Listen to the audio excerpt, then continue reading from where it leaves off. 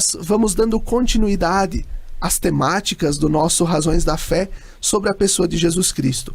Ao passo que saudamos você que nos acompanha pela Rádio Miriam Caravaggio, 95.7 FM, no primeiro horário, das 7 às 8 da manhã, e também das 10 às 11 da noite, na reprise, também pelo Spotify da Rádio Miriam Caravaggio, né, nas redes sociais, e também no Facebook e no YouTube da Diocese de Caxias do Sul. Também te convidamos a se inscrever no canal da Diocese de Caxias no nosso YouTube e ativar o sininho para receber todas as notificações dos novos vídeos, do Razões da Fé e de todos os materiais produzidos pela nossa Diocese e que vão ao ar no YouTube. Nas últimas semanas, nós, desde a Festa de Cristo Rei, nós trabalhamos a partir do credo niceno-constantinopolitano, principalmente a partir da pessoa de Jesus descrita no credo, onde nós falávamos: creio em um só Senhor, Jesus Cristo, Filho unigênito de Deus, nascido do Pai antes de todos os séculos, Deus de Deus, luz da luz, Deus verdadeiro de Deus verdadeiro, gerado, não criado, consubstancial ao Pai. Por ele todas as coisas foram feitas, e por nós homens, e para a nossa salvação, desceu dos céus, e se encarnou pelo Espírito Santo no seio da Virgem Maria, e se fez homem. E hoje nós vamos tratar diretamente sobre o tema da encarnação de Jesus. Nossos convidados de hoje, o Padre Josimar Romil, que é membro da equipe sacerdotal aqui do Santuário de Caravaggio, em Farroupilha, coordena o curso de teologia aqui da região pastoral de Farroupilha e também é mestre em teologia pela Pontifícia Universidade Católica do Estado do Rio Grande do Sul. Olá, Padre Josimar, obrigado por aceitar o nosso convite. Obrigado, Felipe.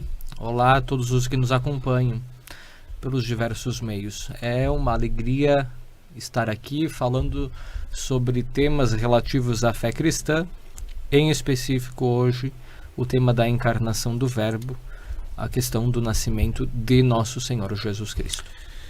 Nosso convidado também, o seminarista Gabriel Guilherme Frigo, que então é seminarista da Diocese de Caxias do Sul, na etapa da teologia chamada de configuração, está em estágio pastoral na paróquia Santo Antônio de Bento Gonçalves e é mestre em filosofia pela Universidade de Caxias do Sul. Frigo, muito obrigado pela tua presença. Olá a todos e todas, obrigado, Felipe, pelo convite, é um prazer estar aqui com vocês. É um prazer também discutir, conversar, dialogar sobre temas tão caros para a nossa fé, como é o da encarnação de Jesus Cristo. E nós usamos como texto base para este nosso encontro, para esse nosso debate de hoje, o prólogo do Evangelho de João, no capítulo 1, onde está escrito: no princípio era a palavra, e a palavra estava com Deus, e a palavra era Deus. Ela estava no princípio com Deus. Tudo foi feito por meio dela, e sem ela nada foi feito de tudo o que foi feito. Nela havia vida, e a vida era a luz dos homens. E a luz brilha nas trevas, e as trevas não a dominaram. Ela era a luz verdadeira, que vindo ao mundo a todos ilumina. Estava no mundo, e o mundo foi feito por meio dela, mas o mundo não a conheceu. Veio para o que era seu, mas os seus não a receberam. E a palavra se fez carne e veio morar entre nós, e nós contemplamos a sua glória, glória como do unigênito do Pai, cheio de graça e de verdade. A primeira pergunta direta ao Padre Josimar: por que Jesus é palavra? Muito bem. Além de palavra, é verbo. Isto, a palavra de Deus criadora. No livro do Gênesis, por exemplo, nós encontramos a referência à criação do ser humano, homem e mulher, mas também o relato da criação do universo, de todas as outras coisas. E aí, em específico, quando Deus fala da criação da pessoa humana, ele diz: façamos o homem e mulher, né? Façamos o ser humano à nossa imagem e semelhança. usa o termo nossa, no plural. Então, revela já aí algum aspecto da Trindade. Então, Deus é Pai e Filho e Espírito Santo. No princípio era a palavra, o verbo que vai originar tudo quanto há. Então, a criação a partir da vontade de Deus e do poder de Deus. Creatio ex nihilo. Então, a criação do nada. Então, a partir do nada fora de Deus, mas da vontade de Deus. Sim, Deus cria a partir do seu amor, da sua vontade e do seu poder. Então, é um poder criador. Então, a palavra, quando fala em palavra, é aquele faça-se. Faça-se a luz, e a luz foi feita. Façam-se os planetas, e os planetas foram feitos. Faça-se a pessoa humana, e a pessoa humana é feita. Então, a palavra, ou o verbo, ou a ordem de Deus é que faz acontecer aquilo que existe. Muito bem. Isto é para explicar, este relato é para explicar, por exemplo, o porquê de Jesus ser a palavra, né? O Filho ser a palavra, e para explicar o poder e a vontade de Deus. Não podemos, porém, entender este texto bíblico citado por mim literalmente ou sem interpretar. Por quê? Porque a evolução das espécies, por exemplo, é um fato. A igreja atesta e fala que veio a humanidade. Isso. Vem da evolução. Isso, a evolução das espécies é um fato. Qual teoria da evolução das espécies é correta ou é mais correta? Aí poderíamos discutir. A evolução é um fato. Mas quando a igreja fala de que Deus é o criador de todas as coisas pela sua palavra de ordem, palavra criadora, ela está dizendo, é Deus que fez aquilo que há. É Deus que fez pela sua providência tudo quanto há. Como isto aconteceu, aí a ciência vai procurar explicar. E isto é fascinante, porque a religião e a ciência caminham juntas. A fé e a razão estão unidas. Então, tudo quanto há foi feito pela palavra criadora de Deus. Como foi feito, a ciência procura explicar naquilo que é possível. Mas, no princípio era a palavra. Não havia aquilo que há. Existia, poder-se-ia dizer, o nada fora de Deus. Mas Deus, pelo seu poder, liberdade, vontade e amor, fez aquilo que há pela palavra. E o que nós poderíamos dizer, Frigo, sobre o papel do Filho na obra da criação? O Filho trabalhou na obra da criação? O que o Filho fez na obra da criação? Se a vontade do Pai, do Deus Criador, foi criar, o que o Filho fez na obra? Eu acredito que é a Trindade inteira que cria. Não é Trindade separada, mas é ela toda aqui como que gera o mundo, gera o cosmos a partir dela, né? Então, é aqui que está a criação. É toda ela que cria. Não é o Filho, ou o Pai, ou o Espírito, mas é o nosso de Deus que faz, né? A vontade de Deus é única, porque Pai, Filho e Espírito são um. É uma única vontade criadora, né? Não existe uma tripartição, não são três deuses, né? Um Deus que cria, um Deus que do nada gera. Né? É aquele façamos, né? Façamos, o façamos. É o plural, né? Agora, ainda nessa questão, Santo Irineu, ele dizia que nós, seres humanos, somos imagem da imagem de Deus. Jesus é a imagem perfeita de Deus. Quem o vê, vê o Pai. Então, se Jesus é a imagem perfeita de Deus, nós somos imagem da imagem de Jesus. E isto não é só algo que diz respeito ao passado, mas também deve ser ao presente e ao futuro. Buscarmos nós também, cristãos, especialmente, porque o batismo nos move a isso, nós buscarmos a semelhança com Deus. E com Deus como em Jesus. Sermos semelhantes a Jesus sempre mais. E por que precisou Jesus vir ao mundo? Essa é uma questão perfeita, né? Eu já respondo antes de perguntar para o Frigo, mas o Frigo depois poderá falar também com propriedade, porque estudou Tomás de Aquino em específico com profundidade. Eu estudei Anselmo de Cantuário. Essa tua questão, Felipe, poderia ser traduzida para o latim como cur Deus homo. Por que Deus se fez homem, né? Quando tu leste antes aquela parte do credo, sendo constantinopolitano, lá pelas tantas dizia assim: por nós homens e para a nossa salvação. Ali está a resposta. Deus se fez homem, Jesus nasceu por nós, seres humanos, e para a nossa salvação. Salvar do quê? Da morte eterna, do afastamento de Deus, do pecado, tanto o pecado das origens como o pecado pessoal. O que é o pecado? Vamos falar sobre isso. É importante falar sobre o pecado. Olha, tem algumas pessoas que eu atendo que dizem: eu nem sei o que é pecado. Tem que falar então sobre o pecado. O pecado é um afastamento de Deus ou um encaminhamento para isso. O pecado pode ser pessoal, pode ser estrutural, pode ser original, né? O pecado das origens, beleza. O pecado é uma desordem. Há uma ordem estabelecida, um mandamento feito por Deus, e o pecado é uma desobediência ao mandamento, é uma desordem. Vamos falar da ordem de Deus, por exemplo, no livro do Gênesis, né? A Adão e Eva.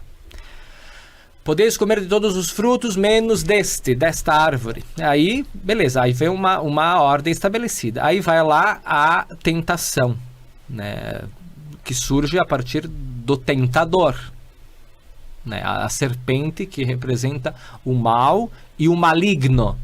Beleza. Então, há uma tentação e a pessoa humana representada, o ser humano representado em Eva e Adão, cai em tentação. A tentação de desobedecer a ordem de Deus. E desobedeceram. E aí nasce o pecado. Isso, o pecado original. Isso. O pecado das origens. Beleza. Aí cria-se a desordem. E aí o afastamento de Deus pela desobediência. Muito bem. A pessoa humana depois se arrependeu. Mas como vai restabelecer a ordem? Né? Como restabelecer?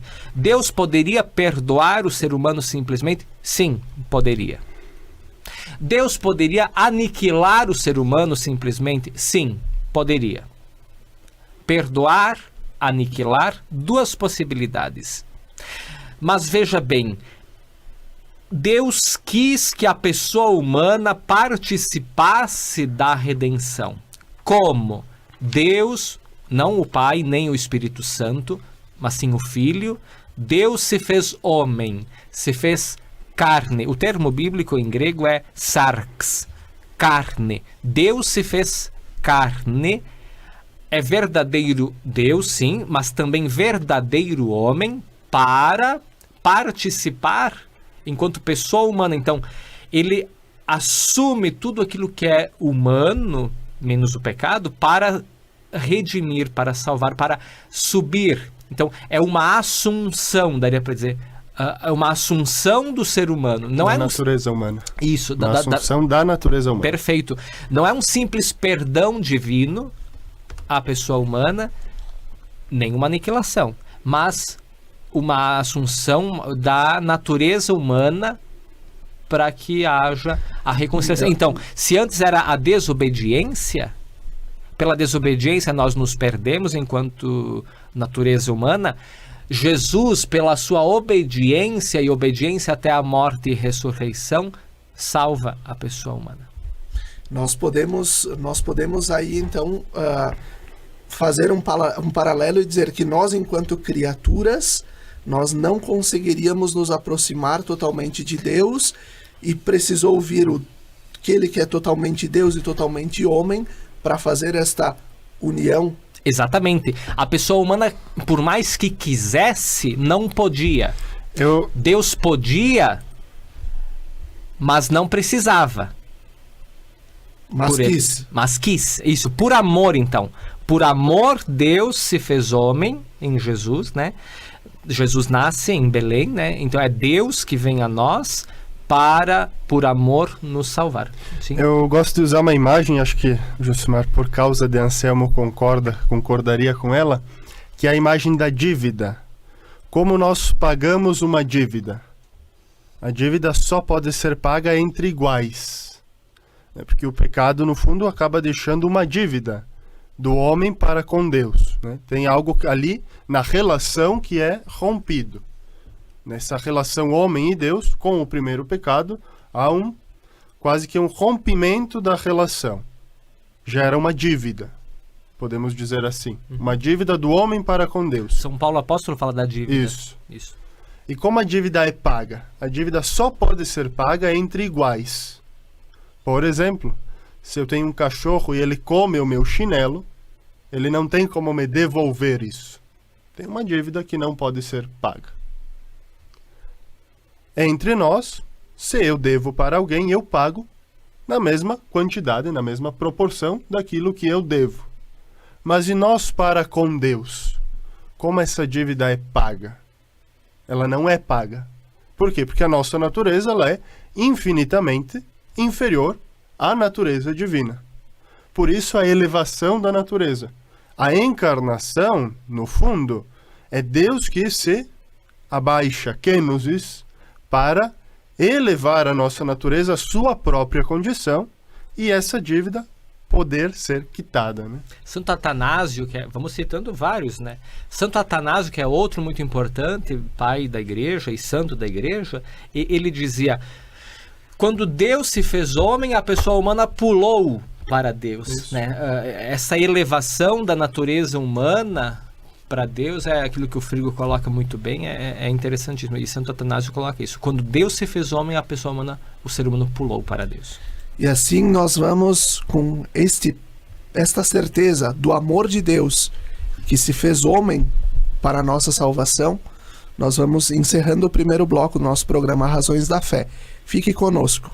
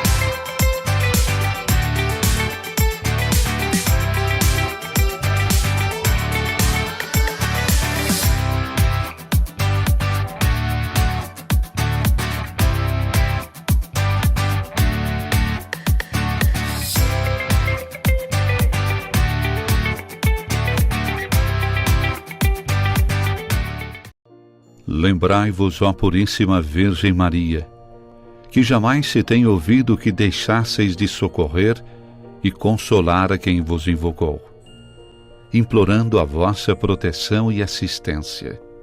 Assim, pois, animado com igual confiança, como a Mãe Amantíssima, ó Virgem das Virgens, a vós recorro, de vós me valho, gemendo sob o peso de meus pecados, humildemente me prostro a vossos pés.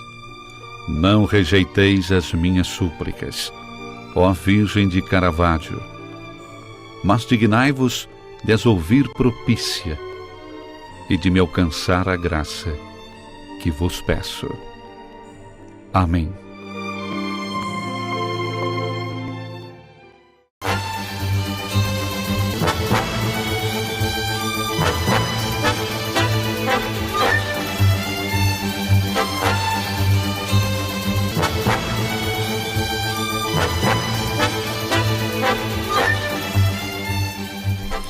Estamos de volta com o segundo bloco do nosso programa Razões da Fé deste domingo, 18 de dezembro, quarto domingo do tempo do Advento, aqui pela Rádio Miriam Caravaggio, 95.7 FM, pelas redes sociais, pelo Spotify. E hoje nosso tema, né, sobre a encarnação de Jesus. E o Verbo se fez carne e habitou entre nós. Nossos convidados, o padre Josimar Romil e o seminarista Gabriel Guilherme Frigo. E eu lanço a pergunta agora. E se a humanidade não tivesse pecado, se o homem não tivesse pecado, Jesus precisaria ter vindo? Ou melhor, o Verbo, o Filho, precisaria ter se encarnado? Muito boa essa pergunta. Tem uma expressão na liturgia, feliz culpa de Adão que nos mereceu Do Jesus. Segue a ideia de antes. A pessoa humana pecou, queria voltar à comunhão com Deus, mas não podia, porque não era do mesmo nível, não tinha esta força.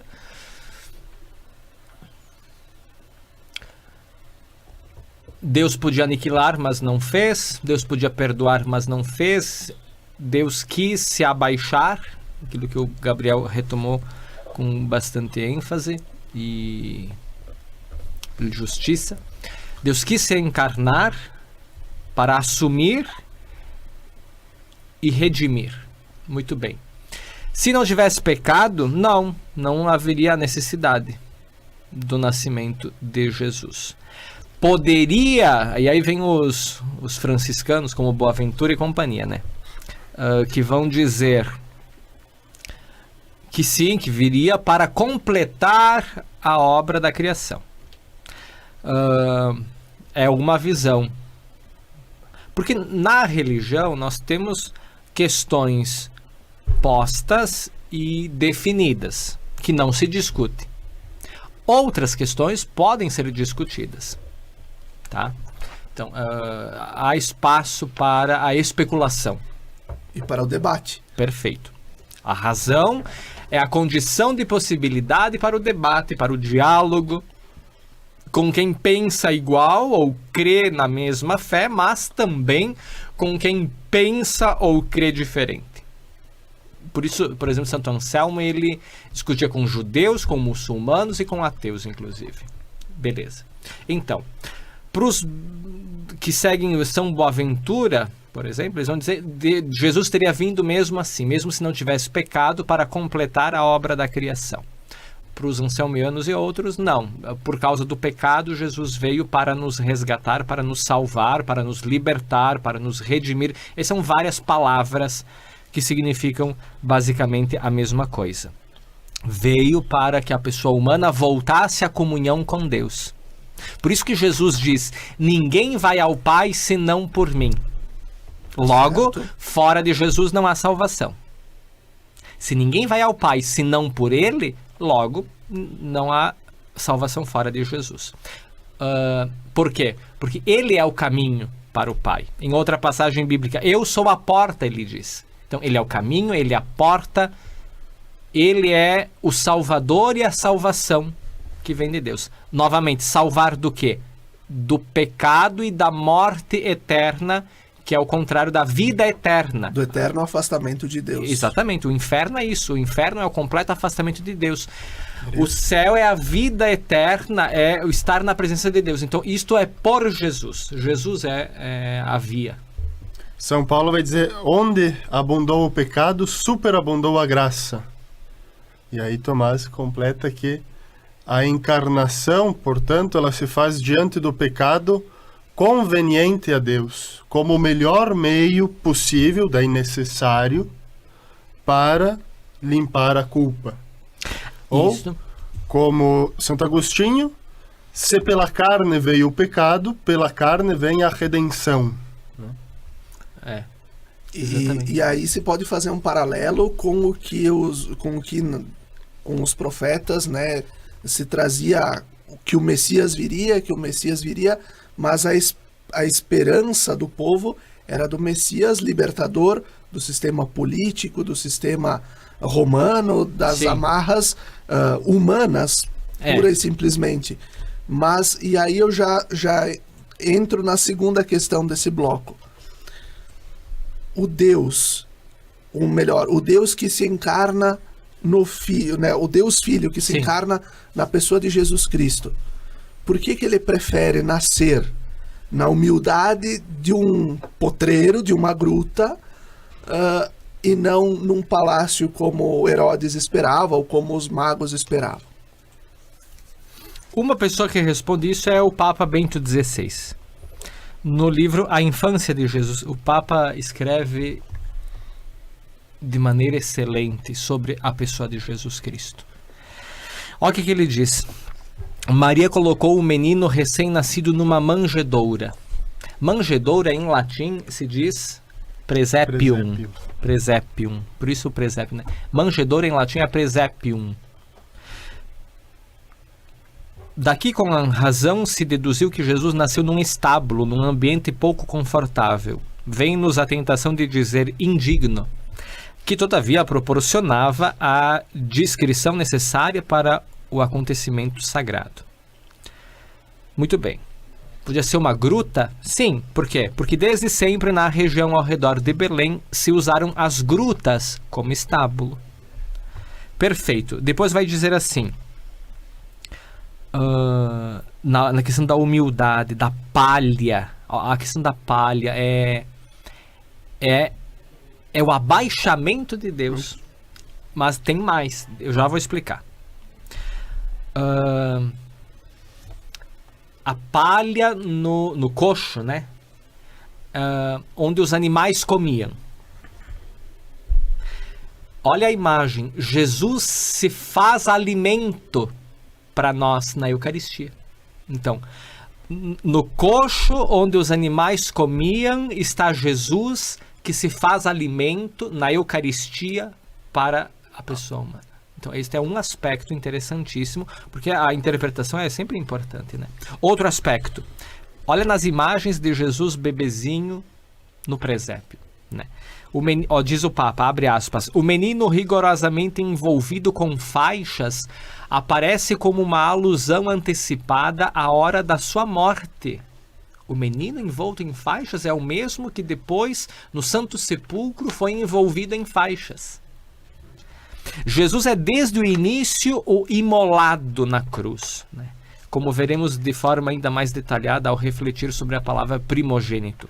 Por isso, também, o Papa diz, a manjedoura era representada como uma espécie de altar.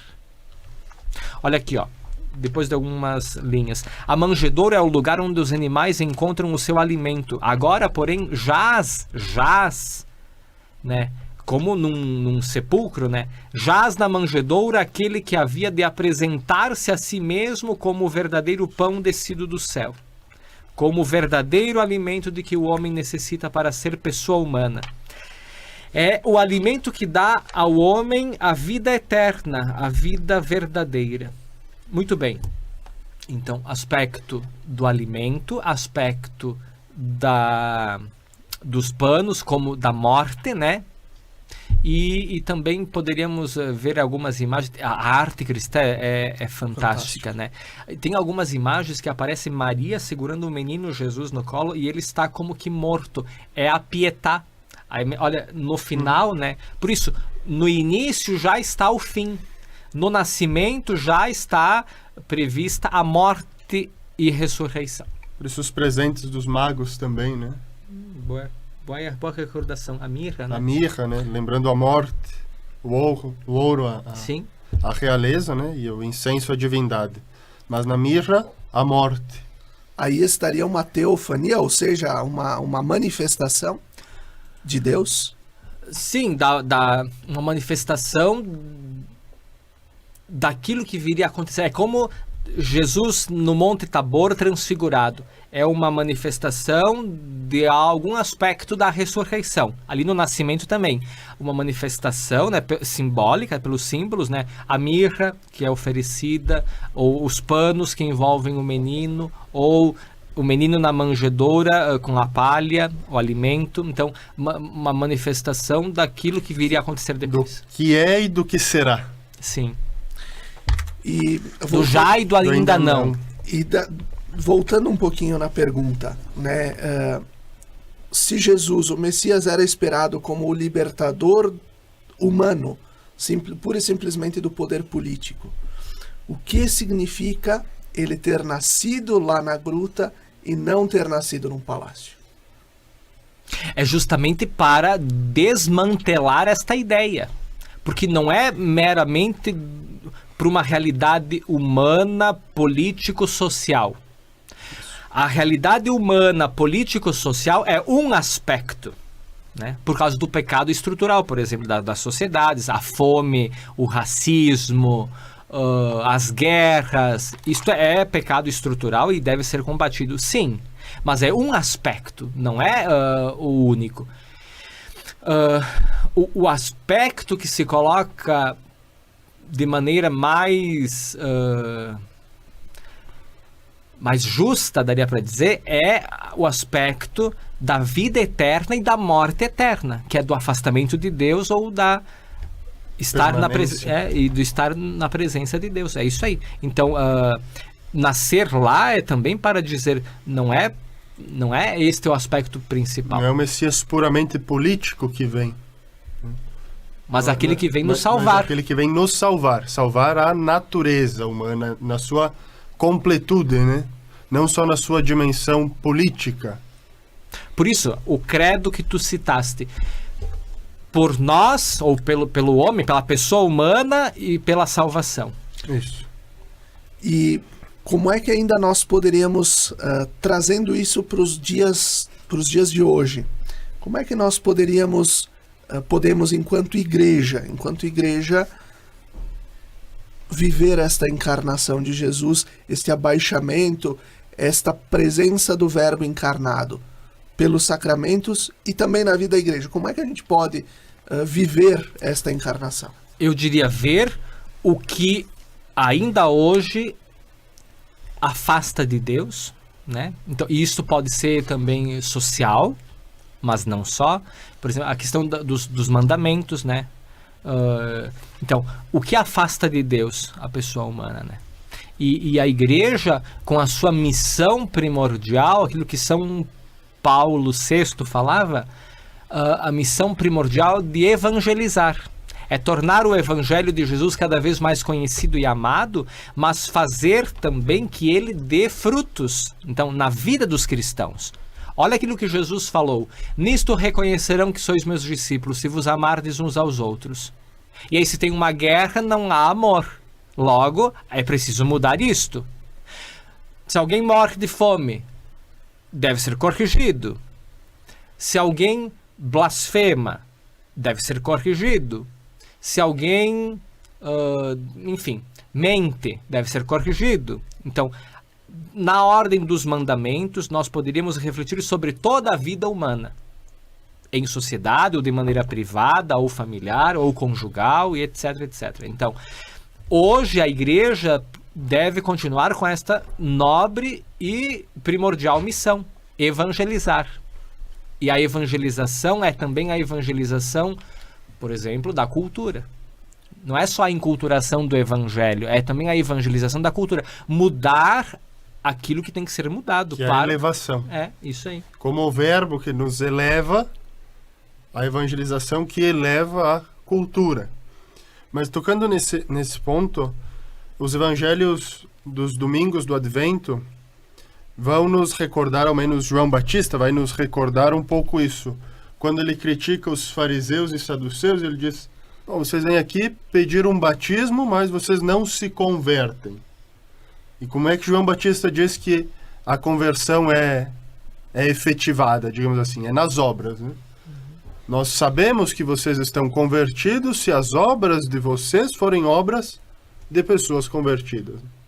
Então, aquele que hoje se põe e quer se colocar para seguir um Cristo encarnado, que se faz carne, né? Um verbo que se faz carne, sarx, aquele que se coloca no seguimento desse Jesus Cristo não está fora da carne.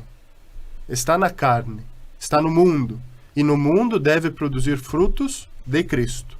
Isso, não numa redoma, né? Não. Enclausurado, mas ser sal da terra, luz do mundo, fermento, né? Ou seja, onde estivermos e com as pessoas com as quais nós nos encontrarmos, ali sermos luz, sal, fermento. De novo, Santo Agostinho, né? Se o pecado vem pela carne, é pela carne que ele é redimido. Sim. O que não é assumido, não é redimido, né? Então é preciso assumir a condição humana. Nós assumimos a nossa olhando condição. um pouquinho, olhando a partir dessa resposta de vocês, no contexto de uma igreja atual, da igreja de hoje, por que a igreja lá nos primeiros séculos nos não impôs, não vamos dizer impôs, mas escreveu, colocou no papel as verdades de fé? Sim, não impôs, não... eu não vejo como imposição, sim, mas ela uma proposição. Propôs e nos colocou isso como verdadeira tradição da igreja, né? Sim. Por que isso? É o mandato de Jesus: ide pelo mundo inteiro e anunciai e batizai em nome do Pai, do Filho e do Espírito. Então, a igreja não age por proselitismo e nem enfiando goela abaixo, impondo, como tu colocaste. Mas é a cruz de Cristo que atrai. Então, a igreja tem esta missão e deve ser livre para anunciar isto, né? De anunciar a Jesus, mostrar à pessoa humana quem é Jesus e o que ele quer de nós. E isto atrai, né? Não é por proselitismo, nem por imposição. É por atração que a pessoa humana deve virar cristã e não por outro. O próprio Deus nos deixa essa liberdade, né?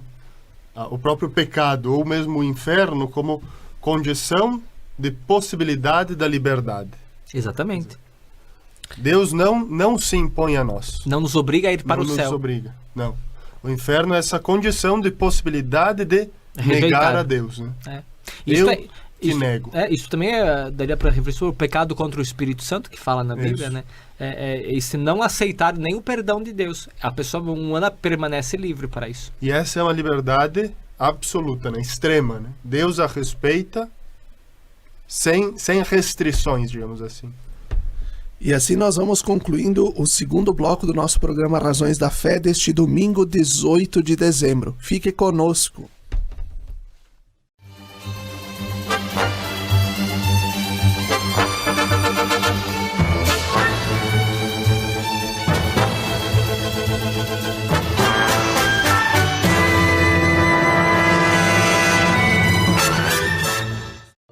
Lembrai-vos, ó Puríssima Virgem Maria, que jamais se tem ouvido que deixasseis de socorrer e consolar a quem vos invocou, implorando a vossa proteção e assistência. Assim, pois, animado com igual confiança, como a Mãe Amantíssima, ó Virgem das Virgens, a vós recorro, de vós me valho, gemendo sob o peso de meus pecados, humildemente me prostro a vossos pés. Não rejeiteis as minhas súplicas, ó Virgem de Caravaggio, mas dignai-vos de as ouvir propícia e de me alcançar a graça que vos peço. Amém.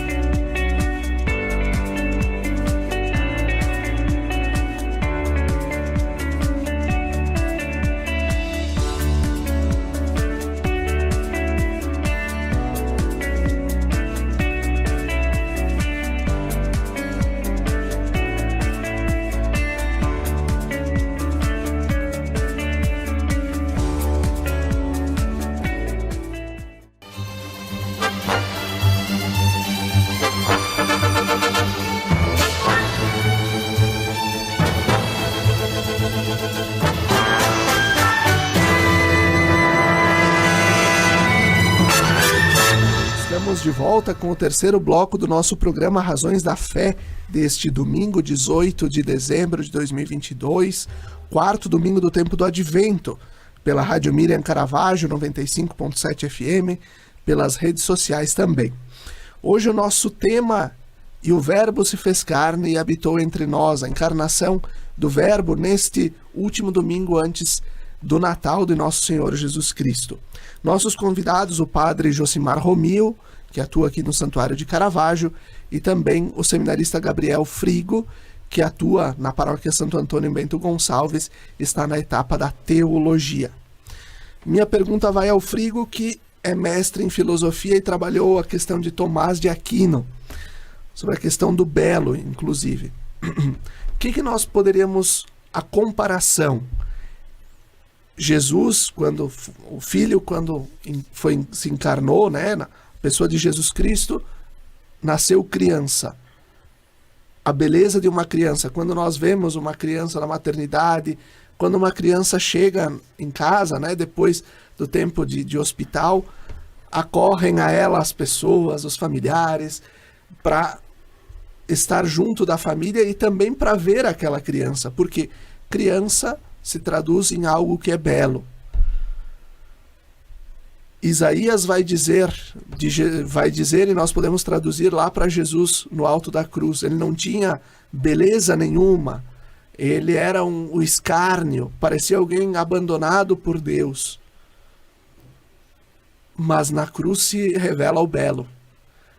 Como é que nós podemos traçar um paralelo entre o belo da criança, do menino Jesus, e o belo do crucificado desfigurado?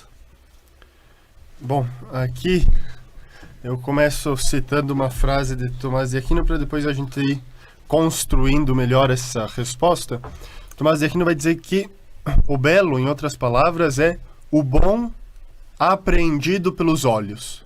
Então, aquilo que é bom, que os olhos apreendem, isso é o belo.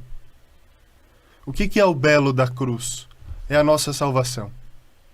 Então, por mais que aquele rosto, aquele Cristo, carne, é encarnado realmente, até a última condição, que é a condição da morte, a condição da vida no presépio, na manjedoura, e a condição da morte na cruz do Calvário, a morte que assusta, e uma morte violenta assusta e causa mais repulsa ao olhar, mas qual é a beleza dela? É a salvação que ela carrega. É a bondade de Cristo, o amor de Cristo ali, na cruz, crucificado, entregue, frágil, mais frágil que a criança, quase. Ali está a beleza da encarnação levada à sua última consequência. A última consequência da encarnação é a salvação que se dá pela cruz. E a beleza dessa encarnação está na cruz por causa disso. Porque ela carrega ali todo o amor, toda a graça de Deus entregue. Acho que dá para dizer, essa é uma via de tentar responder isso, né? Perceber, não uma beleza meramente estética, que é uma das dimensões do belo, sim, é a estética, mas não uma estética humana, com os nossos olhos, mas uma estética que transcende o nosso olhar e consegue perceber ali, na dor e no sofrimento, a salvação. Nós poderemos então dizer que Deus é belo. Deus é o belo, né? Belo. É o belo, sim. Essa é uma dos atributos. São Tomás vai dizer que, a partir de Aristóteles, que Deus é o ser. O ser que, quando cria, gera o mundo, como nós dizemos no início, né? Da vida, da existir ao nada, cria, ex nihilo, e criando o mundo, parte do mundo, ou todo o mundo, acaba participando desse Deus, né? E quais são os atributos dele? Do ser. O ser que dá existência, o ser que dá vida às coisas. É a unicidade, é a bondade, é a beleza e é a verdade. A gente pode acrescentar também, é a justiça de Deus, a justeza das coisas, né? Então Deus é o belo. Deus também é o verdadeiro, o uno. E, segundo essa teologia de Tomás de Aquino, por participação, todas as coisas carregam em si, em diferentes graus, bondade, beleza, verdade e justiça. E unidade também. Então Deus é essa beleza. É o fundamento, é a fonte da beleza. Padre Josimar, como nós podemos traduzir essa beleza hoje? A beleza de Deus, do Verbo. Nós podemos hoje participar desta beleza de Deus e do Verbo, por exemplo, na liturgia, né? A liturgia é um tocar o mistério de Deus, é um participar da verdade de Deus, da justiça de Deus e da unicidade de Deus, enfim, participar desses elementos apresentados pelo Frigo, participar, porque a liturgia, especialmente a missa, a Santa Missa, é um entrar na nuvem sobre a alta montanha, como no Monte Tabor, né? Nós podemos hoje participar disto. Outro aspecto da participação além da liturgia é Nossa Senhora. Uma expressão antiga sobre a Virgem Maria é tota pulcra es Maria.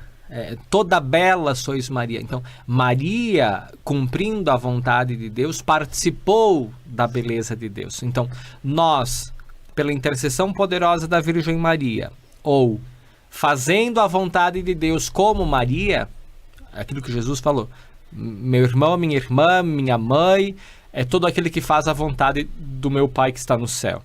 Então, participando na liturgia e na vida pelas obras. Quais obras? Por exemplo, as obras ou os frutos do Espírito Santo. Alegria, paz, bondade, caridade, modéstia, e assim tantos outros. São 12 frutos do Espírito Santo. Podem pegar em Gálatas capítulo 5, né? Lá tem 9 frutos, mas depois a igreja acrescentou mais 3, dá 12 frutos do Espírito Santo. Então, pela participação na liturgia e pela vida, na caridade especialmente, nós podemos participar da beleza e do belo de Deus, certamente. Quando nós retomamos o texto do prólogo de São João, o texto vai nos colocar que a luz brilha nas trevas e as trevas não a dominaram. Né? A gente sabe do contexto histórico do texto, né? De ser escrito em tempos de perseguição e tudo mais. Qual é a nossa missão enquanto cristãos que vivem a vida da igreja por meio da liturgia, por meio do reconhecimento do Verbo e da Trindade como um todo? Qual é a nossa missão enquanto cristãos para que as trevas não dominem sobre a luz? Seguir Jesus, e naquela música do Padre Zezinho, amar como Jesus amou, viver como Jesus viveu, né? Então, seguir Jesus. Jesus disse, quem me segue não andará nas trevas, mas terá a luz da vida. Então, seguir Jesus é ser cristão onde se está. É ser Cristóforo. Perfeito, Cristóforo. Cristóforo é semelhante a fósforo, né? Isso. Isso a gente aprendeu em algumas aulas, é isso que eu... fósforo é portador de fogo, Cristóforo é portador de Cristo. Então, sermos cristãos, portadores da luz, que é Cristo, portadores de Cristo, portanto, as outras pessoas... Essa é a nossa missão, né? Essa é a nossa missão.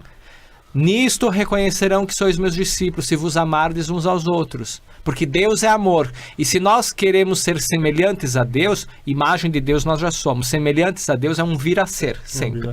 Então, se nós quisermos ser semelhantes a Deus e viver bem a nossa missão no mundo, amemos como Jesus amou. Vivamos como Jesus viveu, sobretudo o amor.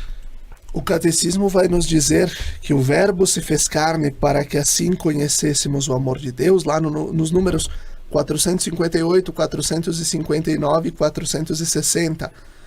Então, o Verbo se fez carne para que assim conhecêssemos o amor de Deus, o Verbo se fez carne para ser nosso modelo de santidade, e o Verbo se fez carne para nos tornar participantes da natureza divina. Nesta quase conclusão de tempo de advento, o que nós podemos fazer para nos preparar bem para celebrar o Natal de Jesus e recordar e viver bem esta festa da encarnação do Verbo? O que nós podemos fazer nesses dias que faltam para o Natal? Eu acho que contemplar o Verbo que se faz carne, esse contemplar aqui não é o simples olhar, né? Não é só o olhar, o imagético, mas é tomar a consciência de que Deus, infinitamente superior a nós, na sua natureza e na sua condição divina, se rebaixa ao ponto de se fazer um de nós, nascer numa manjedoura, em tudo exceto no pecado, né? Passar frio, passar fome, sofrer a condição humana.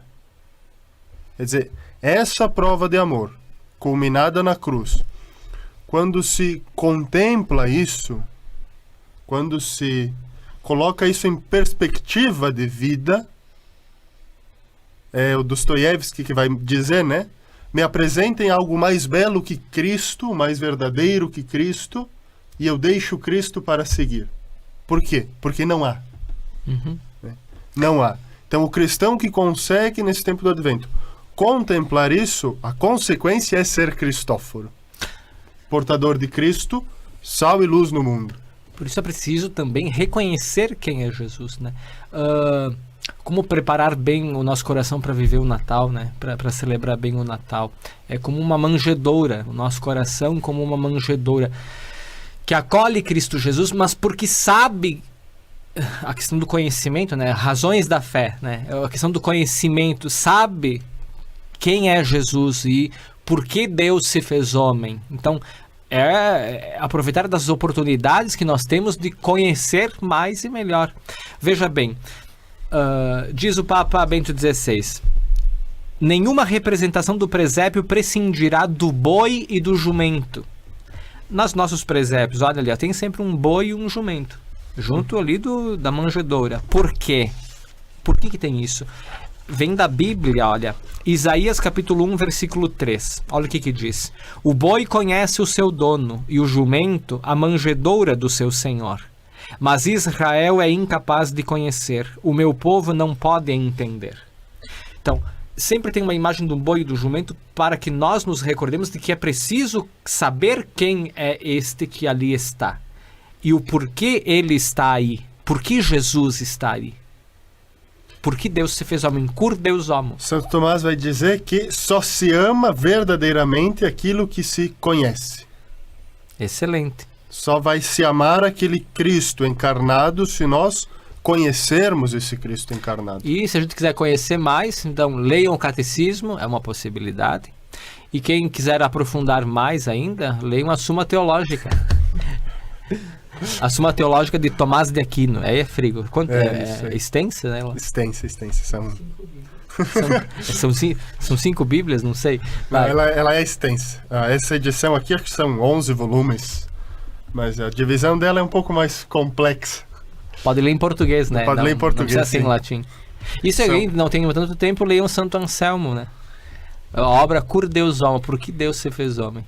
É conhecer, claro. Ou ainda a carta apostólica de Francisco, sobre, né? o presépio. Sobre o presépio. É linda essa que vai carta. ser o nosso tema do Razões da Fé da próxima semana, do dia de Natal, onde, e aqui eu recordo um dos parágrafos, o modo de agir de Deus quase cria vertigens, pois parece impossível que ele renuncie à sua glória para se fazer homem como nós.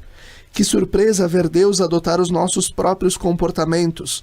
Dorme, mama o peito da mãe, chora e brinca, como todas as crianças. Como sempre, Deus gera perplexidade e é imprevisível. E ele se torna imprevisível. O Papa, de fato, ele é brilhante. O Papa Francisco sabe, como Bento XVI, expressar as verdades profundas da fé de uma maneira simples. E ele se coloca, se tornando imprevisível, Deus sai dos nossos esquemas, da nossa capacidade de entender. Né? Sim, compreendemos até certo ponto. Exatamente. Até certo ponto, porque a nossa capacidade é limitada. Não Mas, é porque seja irracional. perfeito, Não, a encarnação, portanto, não é irracional. mas não é porque não temos toda a capacidade que vamos ser negligentes e não buscarmos compreender mais. Isso.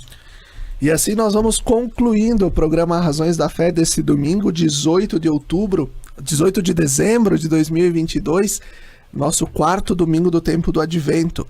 Desejamos uma boa preparação para o Natal nesta última semana do tempo do Advento.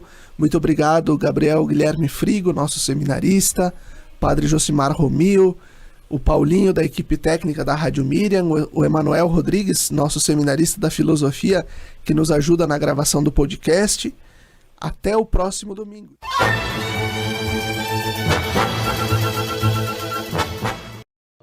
Lembrai-vos, ó Puríssima Virgem Maria, que jamais se tem ouvido que deixasseis de socorrer e consolar a quem vos invocou, implorando a vossa proteção e assistência.